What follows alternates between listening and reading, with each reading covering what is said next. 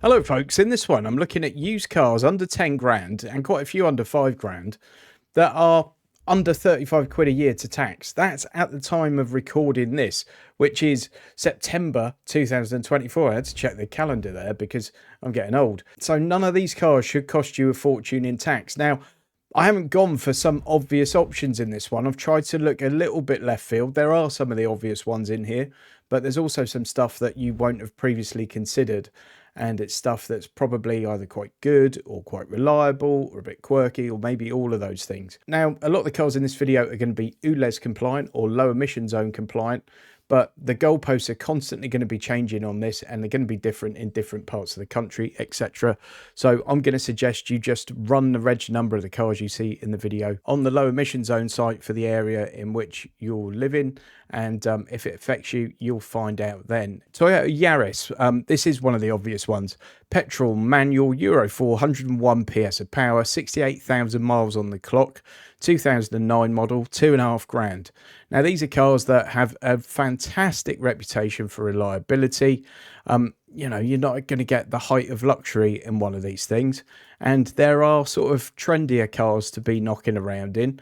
But if you want a cheap car that's going to be reliable, as long as it's been looked after, you can't go far wrong with a Yaris. You really can't. And look at the tax on it.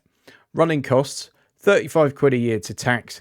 MPG averages out at 54 and its insurance group 7. So that's really cheap motoring if you play your cards right. Suzuki Celerio, this is a car that's often overlooked, and there's something specific about this car which is a great thing to look out for. This one's an SZ3 petrol manual Euro 6, 64,000 miles, 2017 car, and it's 3,750 quid. That looks like a hell of a bargain. Tax on it is 0. Average MPG 65. Suzuki's, again, are famously reliable. That sort of reliable Japanese car. But look at this one and look specifically at these. These are AA badges. Now, AA badges are generally only attached to the front grille of a car by a certain age of person. And that means this car's probably had a very easy life. There's a good chance it's been cleaned on a Sunday. There's a good chance it's always been serviced when it should have been. Obviously, you have to look into these things for yourself, but it's a one-owner car with AA badges on the front grille. That makes me very, very happy immediately. That shows someone cares about their car. Little things like this are clues. One of the other things you can look at is make sure that all the tyres are the same brand and same type. They're signs that a car's been looked after more than the next one. Again, it's not going to be the most exciting car in the world, but it should give you good, reliable, cheap motoring. Toyota Aygo is next. 1 litre hatchback petrol manual Euro 6, 68 PS. This is really like first car territory. What I don't like about this one is it's got 6 owners and it's a car that's not that old, but I guess it's because it's often used as a first car by someone and then they get rid of it after a year. But it's a really good first car, 60,000 miles, service history, MOT until next August. So all that looks good. Dirt cheap to insure these things in relative terms. I mean, what is dirt cheap to insure these days? 14 seconds to 62. So, you know, you're not going to have too many thrills and spills while you're driving it. But when you get to the running costs, insurance group 6, nothing on the vehicle excise duty, what we're going to call road tax in this video. And 68 mpg on average. They do have a bit of a high clutch. It is a car you can easily either stall or over rev, typically. But a great first car for a lot of people, to be fair. Also, the Citroen C1 falls into the same category, so have a look at that. I'm not going to sort of repeat everything I've just said, but it's essentially the same car. Bit of a bigger car now, the Dacia Sandero Stepway. I'd rather walk than drive one of these things, but they're massively popular with a lot of people, and that's because they're very cheap and very cheerful. And a lot of people get them and like to go on about just how cheap their car is and how cheerful their car is and how you're an idiot if you have anything else. So people that have them, you know, wax lyrical about them. Read into that what you will. 72,000 miles, 2017 model, 2 lady owners, ULEZ compliant, it says here. But as I said at the start of the video, these are changing goalposts. So if you're watching this video in 3 years' time, it might not be. 11.1 seconds to 62. Insurance Group 8, 35 quid a year to tax and 55 mpg. One of the good things about these cars is that most of the parts are donkey's years old. They've been on cars for a long time. They've sort of raided the Renault parts bin. So second-hand parts should be quite easy to get hold of. Reconditioned parts shouldn't be too much of a problem. And of course, they're not the most sophisticated things in the world. And you might think that that's a bad thing, but quite often it just means there's far less to go wrong. So really, probably quite a wise investment at 5 grand. Not the smallest car in the world either. So, you know, it does have a little bit of practicality to it that things that we've already seen in the video might not have. I just don't like them personally, but don't listen to me. Renault Zoe. So this is the R90 41 kilowatt hour dynamic nav hatchback. This is a fully electric car. But the range on it's 250 miles. At least that's the claimed range. You can also, if you want a fully electric car for under 10 grand, plenty to choose from. Citroen EC4, loads of Nissan Leafs. You can get a Leaf at pretty much any budget. You can actually get a Zoe at more or less any budget. This one's got 2 owners, 64,000 miles on it, 12 months MOT, 2 keys, 5.5 grand, 2017 model. Nothing to tax. Obviously, there's no MPG because it doesn't use that kind of fuel. Insurance Group 16.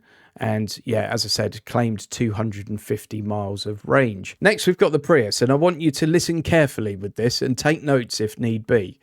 There are many Priuses on the road that are imports, as is this one. In fact, I think you'll see more imports on Auto Trader than you will sort of full UK cars. Now, being an import's not necessarily a bad thing, but there are some things to look out for. Things like, is the driver information, the infotainment system in Japanese or English? Has it been changed over? Has the car been undersealed? Because they don't use grit on the roads over there like we do here. And if it hasn't been undersealed, you want to do that, really, because otherwise it's going to rot when it gets to the UK. Oh, this is very Japanese. Look, it's still got the doilies on the car seats. That's something they like to do in Japan. Then the other thing you need to do is make sure it hasn't been used as an Uber or a taxi, because if it has, it might have had a fair bit of abuse and you might get wear and tear in the car that you might not otherwise get normally. And secondly, it might have done absolute starship mileage, because these things are capable of it. They will go on for into the hundreds of thousands of miles. But if you're buying one that says it's got 80,000 on it, you want it to have 80,000 on it and not 380,000 on it, don't you? That's part of the deal.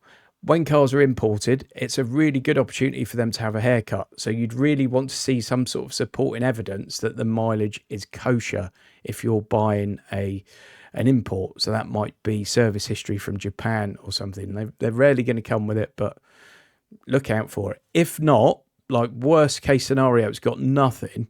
Just do a thorough inspection of the car. Look at things like the steering wheel and the driver's seat.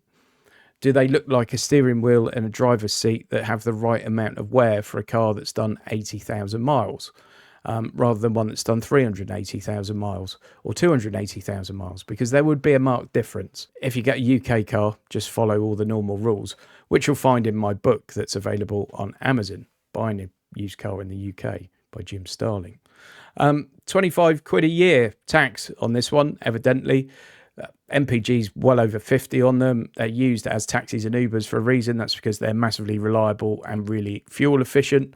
So you can't go too far wrong as long as you get yourself an honest one. If you want to find out more about a car's history, forget some of the other sites you see advertised on YouTube and have a look at this one. It's VCheck. There's a link in the video description that does help support the channel if you use that link. But for just £3, you can see if a car has perhaps been through a salvage auction, because lots of write-offs on the road today are not recorded by the insurance company because they don't have to record them. It's purely optional. That means they don't appear on a standard HPI check. Now, this car here in the sample would show up on a standard HPI check because it's been written off by the insurance company and registered with MyAfter. They don't have to do that. And that means you could be looking at this car, this BMW, in a BMW main dealership, and they're selling it as HPI clear. And they're doing that completely legally. They're allowed to do that. And that's because the insurance company could have put this straight into a salvage auction and not registered it with MyAfter, and therefore it wouldn't show up on the standard cap HPI check. Even if the car has been written off, say you're going to buy this car as a Cat S, it's been repaired, and you're going to buy it as a Cat S, you know that, it's cheaper because of it. Just having the opportunity to sometimes get hold of these pictures and see where the damage was and how it's been repaired could be invaluable to you. So the top check is only a tenner. That does the whole lot. That'll tell you if it's been licensed as a taxi, if it's been recorded as stolen, tell you if there's any outstanding finance on the car, all that kind of stuff. But it also does that salvage history check as well. You've also got things like how many previous keepers it's had, when they changed, the mileage at MOTs and all that kind of stuff. So you'll see if there's any discrepancies there. So I think it's absolutely worth every penny of it. I've used it for years now. And before I started making YouTube videos, I was using 𝙇𝙄𝙉𝙆𝙎, and I still am now. So can't say more than that, really. Link in the video description. Help support the channel. Thanks to 𝙇𝙄𝙉 for sponsoring this video. Honda Civic is next. There are a few diesels in this video, but this is the one I'd be drawn to, definitely. It's the 1.6 ID Tech SR Tourer. So this is an estate Honda Civic, 6,650 quid.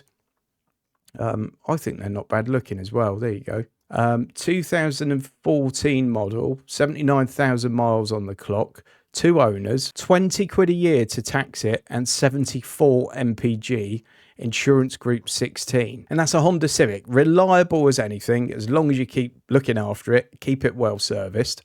Obviously, if you're only doing short trips, you don't want a diesel. But if you're running the car for a decent amount of time, sort of fairly regularly, this will serve you extremely well, folks. 6,600 quid, 20 quid a year to tax it. As I said, at the time I'm making this video, it could all change very soon. But at the moment, that car offers a hell of a lot for not really very much. Lexus CT. All right, so this one's the 200h. And although it looks quite different, it's actually a Prius underneath it all. So everything I said earlier about the Prius, remember when we come to this one. Far more of these UK cars are available over here. You don't see anywhere near as many of these as Japanese imports. So that makes the history check a bit easier, your 𝙇𝙄𝙉𝙆𝙎, hopefully. 7,000 quid, 75,000 miles, 2011 car. They do hold their value a bit better, being a Lexus rather than a Toyota. But let's have a look at the running costs on this. Insurance group 18, nothing to tax it, and 68.9 mpg. Bit of a dream, really. Very, very cheap motoring, very reliable as long as they're looked after. Can't go too far wrong with a Lexus CT. Mitsubishi Outlander. Now, this one's a PHEV, a plug-in hybrid, so it'll run on complete petrol, but you can also extend that MPG by putting some electricity into it as well, or you can run it as a full EV over short distances. They're not the best things in the world to drive. The infotainment system's not amazing, but it's a 2015 SUV with four-wheel drive with 67,000 miles on it for under 8,000 quid, and it's Japanese. 32 miles is the official all-electric range, but I don't think you're going to get anywhere close to that in the real world. 11 seconds to 62, and running costs, we're looking at insurance group 26, 0 on road tax, and one of those stupid MPG figures, 148 MPG. It's a bit of a nonsense. You'll probably get 40 to 50 out of it if you're running it on petrol and electricity combined. But again, it's not the most exciting of cars, but it will do the job for you. It should be pretty reliable. It's not going to cost you much to run. It's under 8,000 quid to get your hands on a 2015 one. MG5s, this is an all-electric estate car. I think they're great value for money. 214 miles of range is claimed, but you're not going to get that, especially in the winter, because the thermal management's not amazing on these. 76,000 miles on this one, 2021 model, 8,900 quid. Of course, you're going to have 0 tax on that. Suzuki SX4 S-Cross. This is the 1 litre booster jet petrol manual. 34,000 miles, 2017 car. I prefer the 1.4 in these. I think it pairs with it quite well. Was it 1.5? I think it's a 1.4.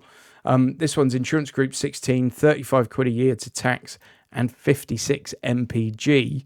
Again, it should be pretty reliable as long as it's looked after. It's a Suzuki after all, and they actually offer a reasonable amount of comfort and practicality and look fairly decent value at 8.5 grand. BMW 3 Series, you might think, well, that's a pretty obvious one. Obviously, you can get the 320D or the 316D, 318D, I think, in BMW 3 Series, but the 330e is the one we're looking at here. You lose a little bit of boot space, but it becomes a plug-in hybrid. So this one's in sport trim, automatic, 9 grand, gets you a 2016 model with 78,000 miles on the clock. 23 miles of all electric range is claimed, but you're going to get more like 13 probably. 0 to 62 in 6.1. So that's by far the sportiest thing here in that respect. Nothing to tax it. Insurance group 31 and average MPG is a daft number. As I said, you lose a little bit of the boot with this, but aside from that, you've got yourself a nice looking 3 Series that you can run on electricity if you want to. If you're doing a short commute to work every day, doing school runs, something like that, do it on electric. It's almost free. Not quite, but almost, as long as you get on the right tariff. Audi A1 1.4 Sportback TFSI Sport, cruise control, aircon, great MPG, 9.5 grand for one of these. 2017 model, 61,000 miles. I just think they're brilliant performance. They just feel great. They're just such a fun little car. You're quite low to the ground, so you get more of a feeling of speed because of that. It feels faster than it is, kind of thing. 35 quid a year to tax, insurance group 21 and 55 mpg. Audi A3, this is the 1.6 TDI Sport. So these are capable of incredible MPG, like daft MPG. I personally probably prefer the 130 brake horsepower version of that engine. It's got a little bit more life to it.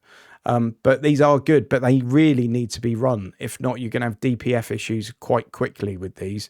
It's sort of true of all diesels, but this 1.6 VW unit is particularly susceptible to issues if you don't run it regularly. And when I say run it regularly, I mean do kind of a 50-mile trip regularly in it, probably at motorway speed. 10.7 seconds to 62. Insurance group 19, 20 quid a year to tax and 72 mpg. Those numbers speak for themselves, really. And if you want to go for the big exec, you can still do that with fairly cheap tax at the time of making this video. Audi A6 Saloon 2-litre TDI Ultra S-Line. You can also get this 2-litre TDI Ultra in the A4 and one or two other models in the range. Insurance group 33, 35 quid a year to tax and 64 mpg. From a big beast like an A6 is pretty impressive. 8.4 seconds to 62 and 187 horsepower. So there we go, folks. Hopefully you found that interesting. Just a quick shout out to all my channel members. Thanks very much for being members. It's greatly appreciated. And if you want to book a call and talk to me about cars and possibly your next car and what you should be looking for and that kind of stuff, just go to my website, notaguru.co.uk, where you can make that happen. Thanks ever so much for watching, folks. Please give the video a thumbs up. Please subscribe to the channel. And I'll catch you on the next one. Huge thanks to all my channel members for your continued support. I really do appreciate it.